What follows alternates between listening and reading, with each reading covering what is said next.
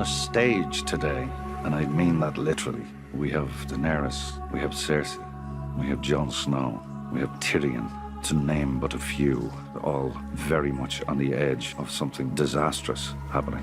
The mood is somber. It's, you know, world leaders uniting and disagreeing about how the world should be run. It can go south very quickly, and that's the brilliant part of the sequence, because you know how quickly things can turn on this show. It's a potential powder keg. So no matter what's happening, no matter who's meeting who, the potential for things to completely explode is always there.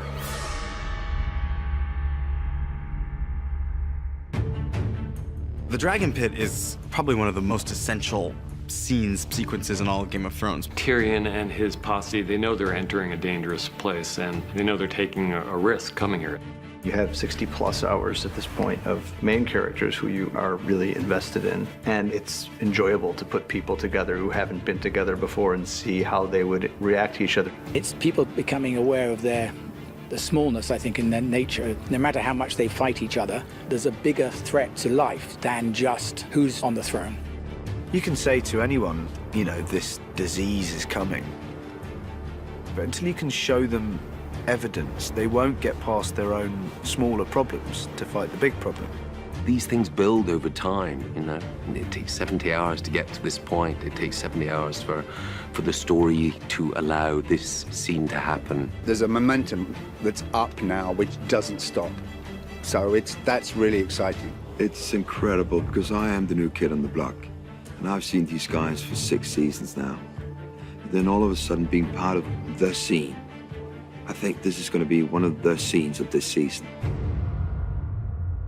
The Dragonpit epitomizes the central challenge of Season 7, where we have, I don't know, a dozen of our principal characters all in the same place, many of whom haven't seen each other since a very dramatic incident years before between them. So that scene was incredibly tricky to write and incredibly tricky to film. You want to be able to service all of these characters, and that was tremendously fun to plot out. Conflicts between people, friendships between people, which ones you wanted to highlight and which ones that you're going to have to let fall by the wayside. You have, you know, it seems like dozens of little mini scenes. So we had to find great moments and character interactions and story for all of these characters. It was just so much fun to write for all these guys together. It kind of forced us to really explore what the different tonal variations were in those reunions. You know, it's trying to keep an eye on what they're all there for. I mean, they're all there for a reason, which is to discuss the possibility of an alliance and whether that's even possible with these people who have so many reasons for hating each other and so few reasons for trusting each other. Welcome, my lords. For Pod to see Tyrion, I mean, that guy was the most important person in the world to him. He was the only person who'd given him a chance. I'm glad you're alive. There's something very sweet in it. And amongst all the big stuff, the small stuff still happens as well, and that's what adds to the texture of the show, I think. That stuff's never forgotten about. What's in there? Fuck off.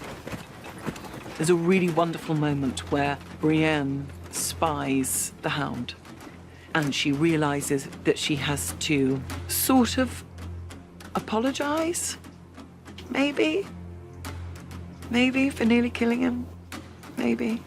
But she also brings to him the news that she knows he wants to hear, that Arya is alive and Arya's home. Oh, that was a relief. Yeah, of course. And a concern, is she all right? Who's protecting her if you're here? The only one that needs protecting is the one that gets in her way. And then it turns out that we don't need to worry about Arya, because I've taught her everything. What I love about Tyrion and Bronn's relationship is they know exactly who they are. Tyrion prods him a little bit about how much Bronn is doing things out of self-interest. Don't you worry about me, I'm doing all right. Looking after myself. Are you? Helping me to arrange this meeting wasn't exactly looking after yourself, was it? It's your head Queen Cersei's offered a bag of gold for us, not mine. Knocks on his tin heart a little bit. Knows there's something in there. It's good to see you again. Yeah, you too. You have Cersei seeing Tyrion for the first time in a long time, her mortal enemy. So the first time they lock eyes when she walks in, that's a moment.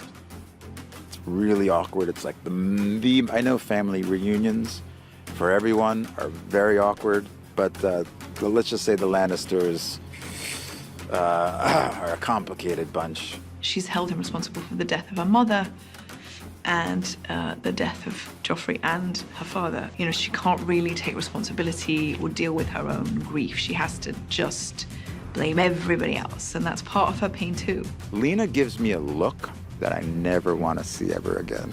It almost flattened me. I wanted to hide. Met my brother. That was good. I had a standoff with him, which was great fun. That was great. Ignoring a very serious situation, the Hound just goes straight to him and goes, basically, you and me, pal, we haven't finished.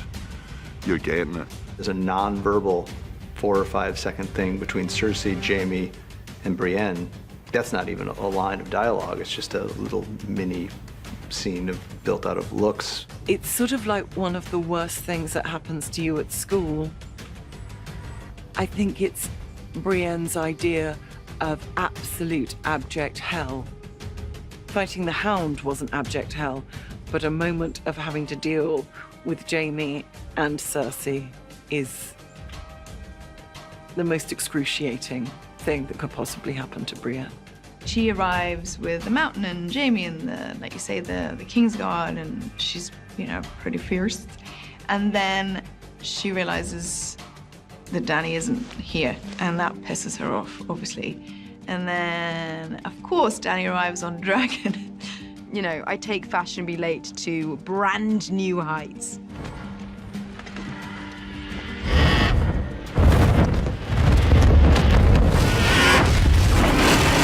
She's very theatrical with her entrance, though. Yeah. It's kind of funny that you go, wow, she really has to show off her power, but fair enough. And she tries desperately to not be impressed by that arrival, and everyone else, obviously, as you would, is standing up in awe of this. And then, you know, in walks this young beauty of a queen, and she's immediately beyond frustrated on many levels. We've been here for some time. My apologies. And then all she gets from Dany is apologies, you know, and that then drives her in the scene. She can't bear it. We have something to show you.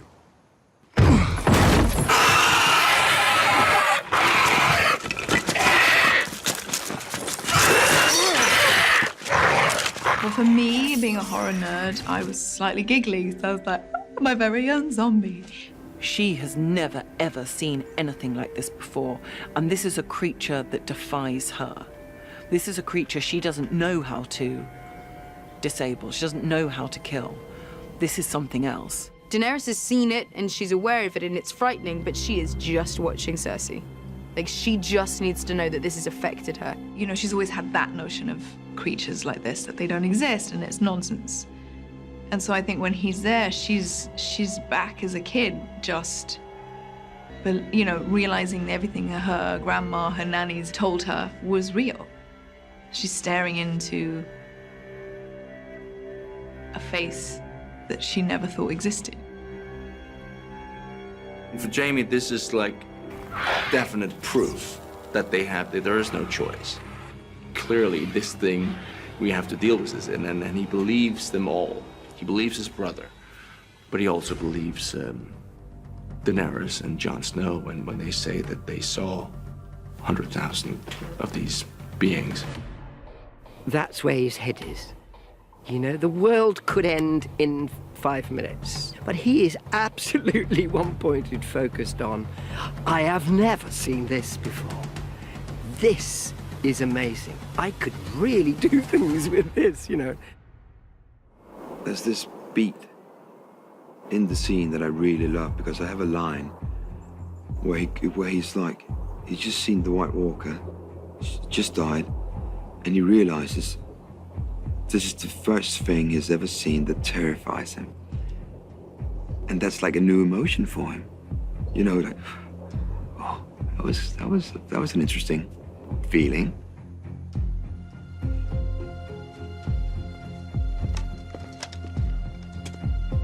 I'm going back to my island. You should go back to yours. When winter's over, we'll be the only ones left alive. And then it all rests. Her dragon's death, everything rests on Jon Snow just lying. The crown accepts your truce. In return, the king in the north will extend this truce. He will remain in the north where he belongs. He will not take up arms against the Lannisters. He will not choose sides. They've got a plan of action. And then it all kind of falls apart with Jon's honor again. It's like, come on, dude. Like, it's all you gotta do. Just this one time, just tell a fib, and he can't. He just can't. Like, that was the bad move. That was a bad choice, but thanks so much. I am true to my word. Or I try to be. That is why I cannot give you what you ask. I cannot serve two queens. Tyrion, knowing his sisters so well, knows that that's not going to go over well. And of course, it doesn't. And when Jon does that, the whole thing crumbles. So it's sort of like, I get it, but Then there is nothing left to discuss. It is so much fun with all of us all together. Having been isolated for so long and then suddenly, boom, I'm working with everybody. It was quite kind of event for me. I loved it. It's lovely. It's all of us being together. So we're all kind of, you know. that was really exciting because we are all just a big happy family. And that extended to after work, unfortunately, because we had way too much fun. You know, usually like here, you're on set and then you have a couple of other actors to hang out with. Suddenly we were like 10, 15 at the same hotel. It was just a recipe for disaster. But it was fun though. Having been so invested in the show for so long, for so many years, it's just so thrilling. And I was personally very excited to finally meet Daenerys. And I hope for the fans that they see a satisfying realization of what I think they've all been maybe waiting for, is for these worlds to be collided. Those 10 days were 10 of the most enjoyable days I've ever spent doing this show, because it's all these people having such an excellent time just being in each other's company. I will never forget those days on that set. They were outstanding.